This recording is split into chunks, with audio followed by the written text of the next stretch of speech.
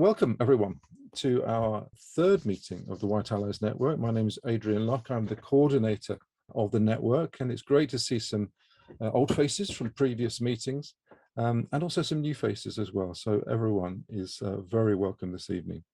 Let me just talk about the agenda for this evening. A reminder of our purpose in just a moment, particularly important for those that haven't been with us before. Quick recap on last time when we started all our yesterday's history series.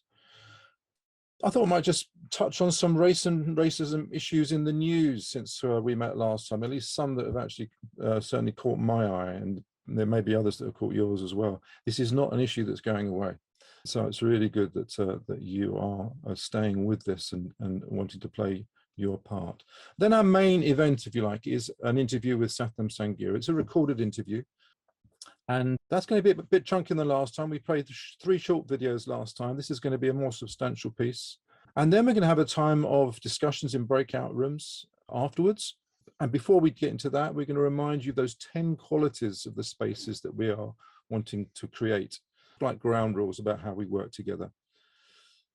I'm then going to just round the evening off by sharing a bit from the resource hub that we have, the Padlet board that we have on our website, which has got over 100 different resources. And I want to just show you how to navigate around that and play a very short piece, which is a spoken word piece, just lasts a few minutes, to give you an illustration of some of the resources that are available to us.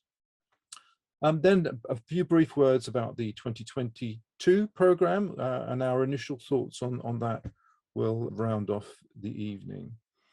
And I'm going to keep the line open after the 9:30 finish for 15 minutes. If you'd like to stick around for further conversation, then please feel free. I'd certainly be delighted to talk to anyone who's willing to stay a little bit longer.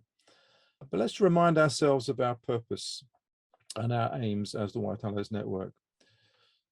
First of all, we want to become true allies of people of colour in the fight against racial justice. It's an easy word to say, yes, I'm an ally, but really, the proof is in the pudding in terms of whether our friends who are Black and Asian and people of colour in general really think that we are, and that's what we aspire to be. That means we need to learn about ourselves, our histories, our privileges and impact as white people, but also learn about people of colour, their experiences, perspectives, and contribution to world history. These kind of things which we were never really taught at school, that we were never, certainly in my day, and I'm not sure it happens much these days. There are some enlightened schools, but there's lots of gaps in our history in terms of how it's taught.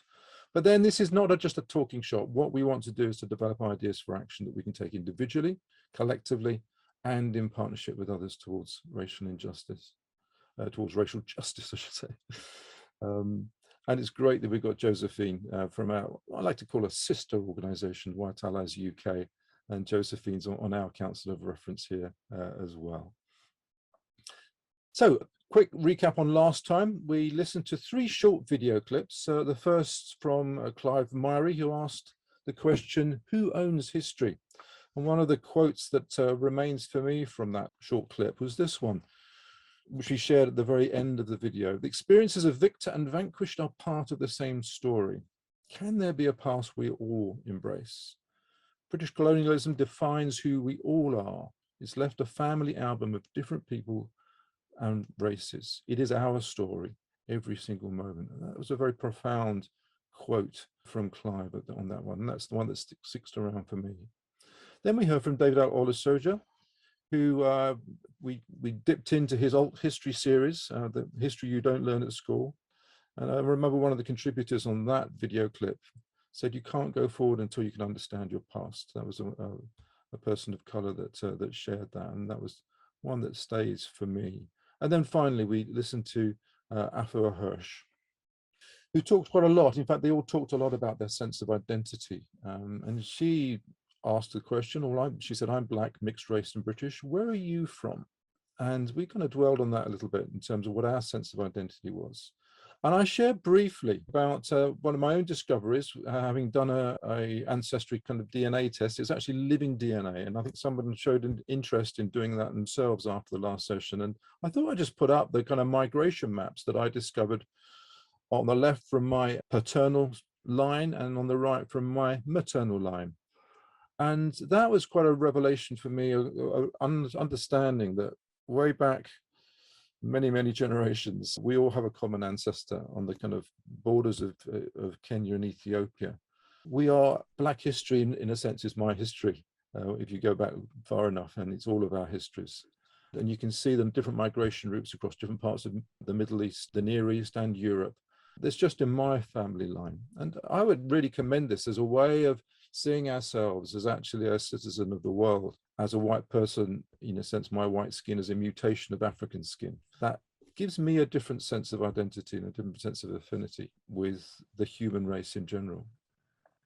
So I commend that to you. The reason I chose living DNA, by the way, is because they follow both the paternal and the maternal line, which I was particularly interested in. But let's have a quick look at race and racism in the news. These are a few things that stuck out for me. First, some of the good news. Betty Campbell, the first black head teacher, had a statue unveiled in Cardiff. Would be one of those balancing statues compared with those that we often see in our city centre. So that was a lovely moment. It's a lovely sculpture. I hope you agree.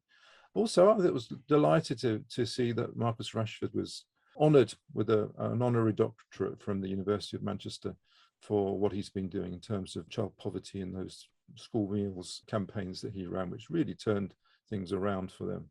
So two lovely pieces of news since last time. And unfortunately, there was also the England-Hungary football game, which you might remember, with that awful just exhibition of racist chanting and abuse at that time. So this is not an issue that's going away anytime soon. And then, of course, our politicians didn't necessarily do us terribly proud. I don't know whether you heard about this, but Jonathan Gullis, a Conservative MP, said that anyone using the term white privilege should be reported to the government's counter-terror programme, and that teachers who criticise or use this term should be disciplined or sacked. So harsh words there. When we think about where he might have got some of those ideas from, well, I'm not sure whether Boris was trying to do a Nazi salute here. I think the Guardian just caught him at one of those moments there. So.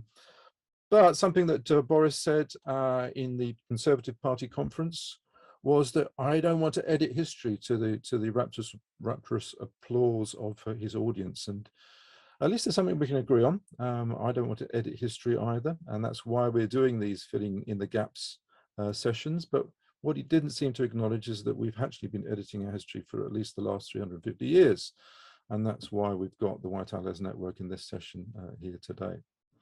So, mixed picture, and no doubt you can come up with other things that have come up in the news as well. Sometimes the disproportionate reporting of some events over others. I'm thinking about the ongoing coverage of Sarah Everard's death compared with some of the other deaths on the streets that we've seen in recent months.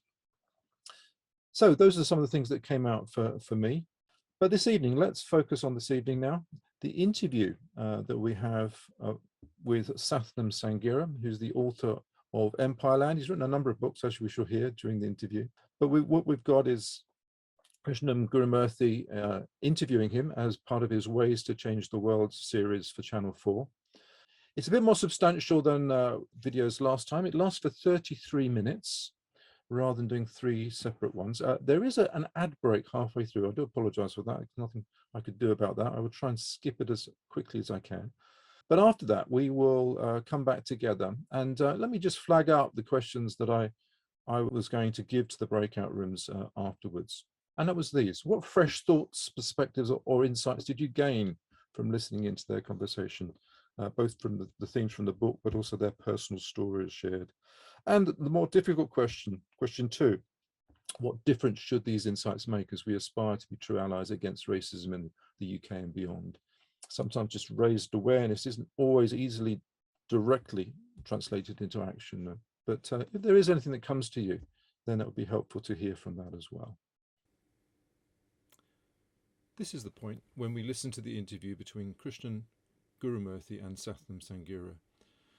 For copyright reasons, we can't include a recording of the interview here, but if you'd like the full experience of listening to the interview as we did, pause this recording and go to the link below, or go to YouTube and search for "Is Racism Underpinning the War on Woke?"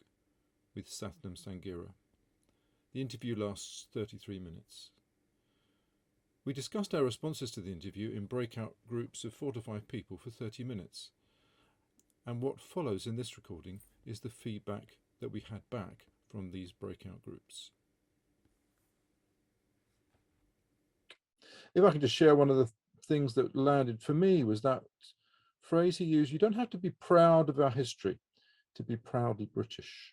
And that was one thing that kind of hung around for me after listening to it for the first time. Welcome back, everybody. I think there's still is that a couple more, James, still to come? I think that's everyone. I think it is now, yeah.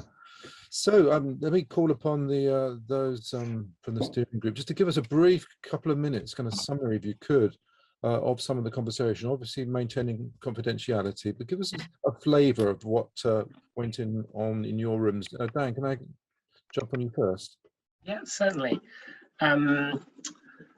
I can't quite remember how we started, but we got onto talking about Remembrance Day and about kind of war and empire and war heroes, and we talked for a bit about that word heroes, or that phrase war heroes, and how kind of simplistic it is, and how for a lot of us kind of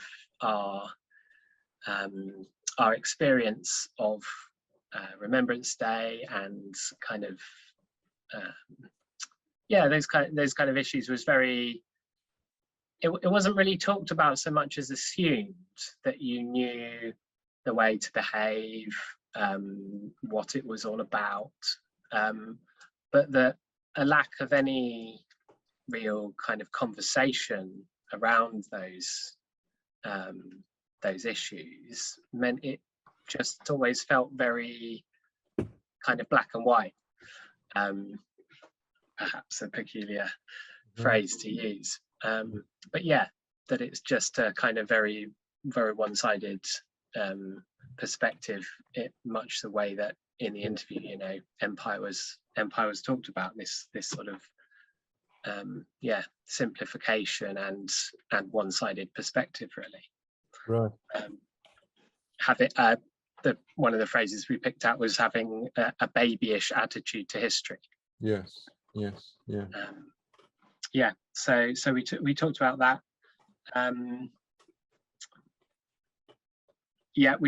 A bunch of different stuff. I guess just to kind of skip to the second part, as to kind of what what can we do, or what do we take away. We talked about spotting untruths and challenging them, and being brave to notice things and point them out, and being brave to start conversations, and to find out where people are at so that we can start those conversations, and how a lot of the language around these conversations is enough to actually put a lot of people off. Yeah. Just to use the word racism or racist is often enough to get people on the defensive, and so whilst it's important to start conversations, it's not always easy. Sure. Dan, thank you. Appreciate that summary for us. Naomi, can I come to you next? Is that all right? Yeah, my internet connection's a bit unstable, so apologies if I disappear. But it was really nice meeting everyone and chatting and hearing the different kind of perspectives that people were coming from. We mainly talked about question one. So some things that kind of struck the group were both people in the interview feeling like they were outsiders in an industry where they're clearly both very successful, and you know, and just observing that the people who probably feel like they're insiders, or you know, don't even consider whether they're an insider or an outsider, likely to be white.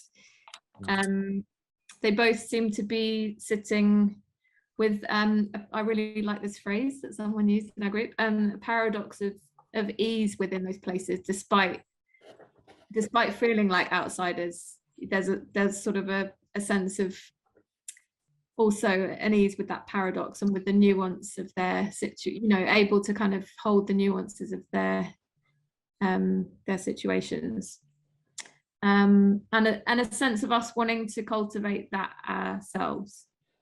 I think there was someone spoke about relating to the difference between a younger generation feeling maybe a bit more comfortable and confident in their identity, and that kind of compared with a bit of confusion about identity and some apologeticness and some guilt. So yeah, that kind of distinction between the younger generations seeming to be more comfortable. And then a bit of a discussion about place, which I felt quite out of my depth with, so I don't want to misrepresent what was said. But I think this idea that we've created and we've distorted a sense of place so that it's possible for someone to feel out of place, and how wrong that is, and that this idea of place is actually really important, and for someone to feel out of place is wrong, and a sense of kind of being daunted by the amount of unlearning it's going to take to change that. Right. And then just as we were finishing, we talked about the need to not make assumptions whenever we're talking to anyone, really. So not put words in other people's mouths, and to not assume they feel a certain way about their identity or not. And I guess we didn't really talk about the second question, but I think that would lead into it. How we enter into conversations with people, just to have open ears, you know, which is a lot of the reason for doing these discussions. Brilliant. Thanks, Naomi. That's really helpful. I'll just briefly feedback from my group too. I mean, we had an ethnically mixed group, so we kind of explored this question about, well, do we see ourselves as British? And I think we all did. Those but also those that were black were saying the experiences they heard in the video were similar to theirs. The sense of feeling as an outsider when parents had arrived, going to an Anglican church and then really not being very welcome there, and having to kind of move out to a Pentecostal church. And we kind of explore, well, if we are British, are we proud to be British, and what's the basis for our pride in being British? What's our touch points for that? And that was an interesting conversation, and not sure we landed very clearly, but there were some kind of values. We often talk about being British values, about being open and sort of creative and all those kind of things. And I guess at the same time recognizing, well, it probably feels that for some of us, but not for everyone necessarily. We often think of ourselves as being tolerant, don't we? And yet not everyone feels that tolerance necessarily. So it's a very nuanced concept, isn't it? Our sense of identity and national identity, and how much we can be proud of that.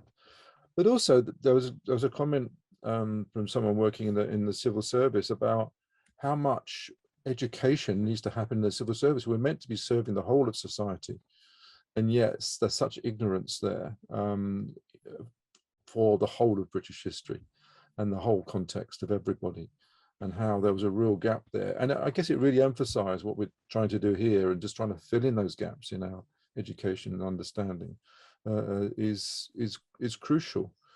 And we also talked, a few of us talked about the Windrush scandal and how ashamed we felt there, and how it's kind of difficult to hold pride with Britishness when that kind of thing happened. And the fact that people's identity, oh, that's one of the other things, yes, the citizenship thing that came out of the video, that actually the people came over as citizens, not just as workers. And that seems to have got lost in the narrative. And then how the Windrush scandal, of course, just obliterated the evidence of citizenship for the Windrush, for so many in the Windrush generation.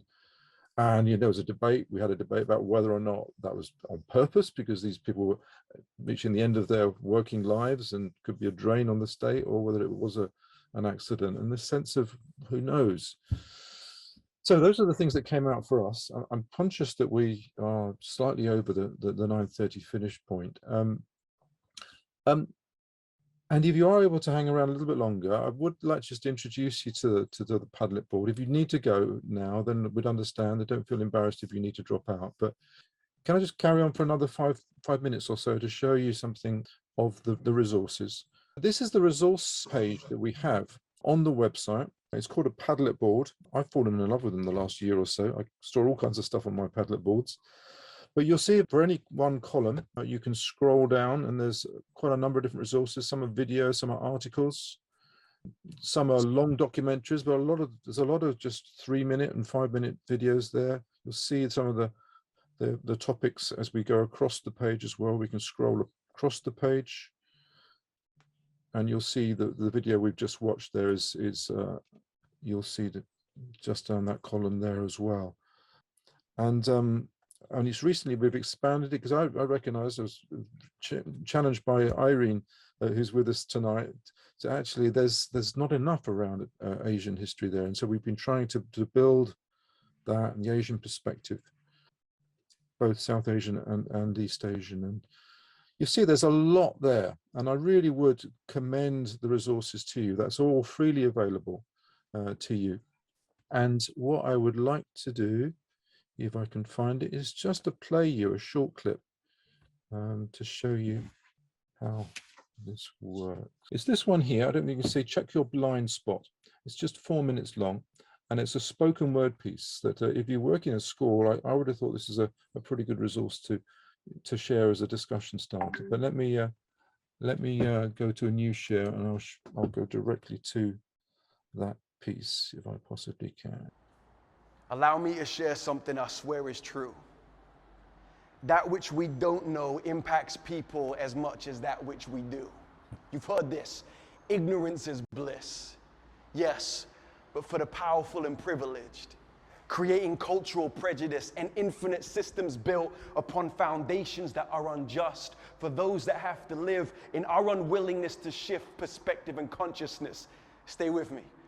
Ignorance is problematic because its impact is systematic, and it's always stacked against the less fortunate, who get traumatized and caught in it, fighting wars with no reward in it just because I had never thought of it like that. Ignorance is dangerous. If you reverse your car without looking backwards and you hit a stranger, and you find them paralyzed, laid out on the pavement, it wasn't their fault for not knowing the time you would drive off. It was your fault for not looking back and checking your blind spot.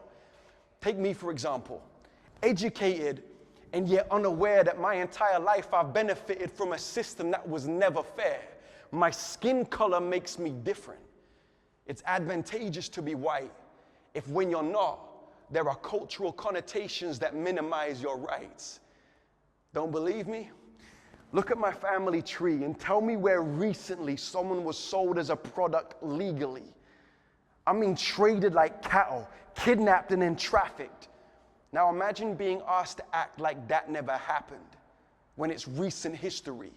It was only 1833 the anti-slavery bill came to be, and that was 300 years after we started selling humans from Bristol, Plymouth, Liverpool, and London harbors. So we're still living in the shadow of a cultural disaster with generational dispositions etched into our psychological rafters.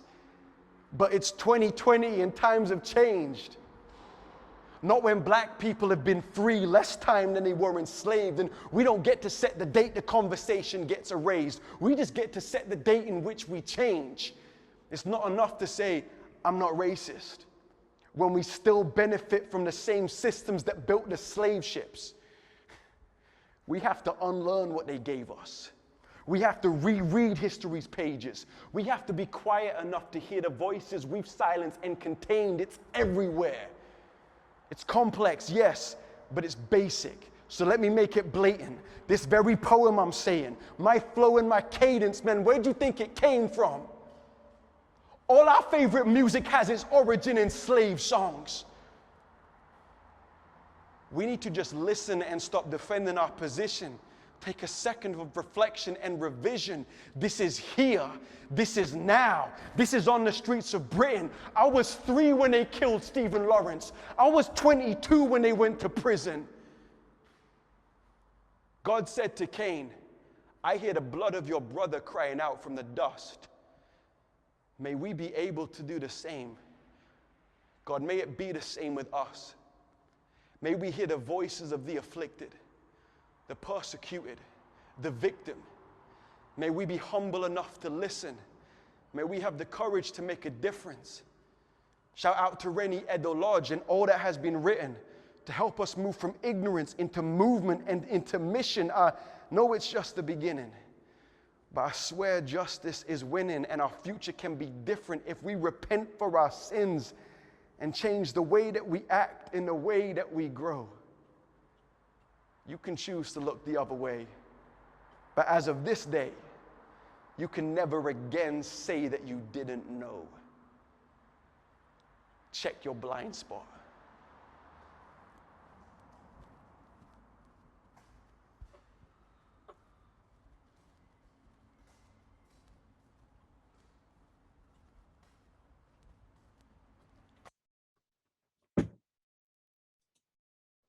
Powerful stuff, isn't it? Yeah, very powerful, very powerful. So that's just a sample of the resources that we've got there. And this is all free of charge. We've just been gathering it over the last 18 months or so that we've got a real resource to educate ourselves and each other with. So I just commend that resource to you. All you need to do is sign up on our website and you have free access to all of that material. So let me just briefly say something about the program moving on from here. It won't be very long because we haven't got some very definite plans as yet. We are meeting as a steering group in a month or so's time to develop the next year's program. We want to bring in the Eastern Asian heritage experience in the UK into that mix. We want to continue all our yesterdays, filling in the gaps in our histories. Claire, I know we haven't talked about this recently, but we have a little while ago. We'd love Claire to share from her experience about how we can impact government policy. That's her specialist area. That's what her organization does. And so it's fantastic that we've got Claire with us as part of our network here. And we'd also love to hear suggestions and ideas from anyone. If you want to just pass those to us, pass them to me at adrian.lock@deeperleaders.com. That's adrian.lock@deeperleaders.com, or you can leave a message on the White Allies website. I was also wondering about whether or not there'd be enough interest in a teachers network, because we've noticed that quite a number of teachers are signing up to be a part of the network. And we were just wondering whether you'd be interested, if you're a teacher, to be a part of a network within a network, and that we would connect you. So I'm going to be writing out to everybody that looks as if from your address that you might be a teacher, and to seeing whether you'd be interested in that, so that you can share ideas between you as well. Next date for your diaries, we haven't set the agenda yet, but 13th of January will be the next proper date of an event, but we want to try and get some resources out to you in December, just to kind of keep the conversation going as well. So don't forget, if you're not yet a member, do sign up on our White Allies Network website, so we can keep you in touch with events and resources, and we'll continue our journey of education. So I'm going to stop sharing there. Thank you everyone for staying this late. I'll keep the lines open if anyone wants to hang around and just chat some more about what we've had, but if you need to go now, thank you so much for joining us. Do let us know how we can help further as we move forward.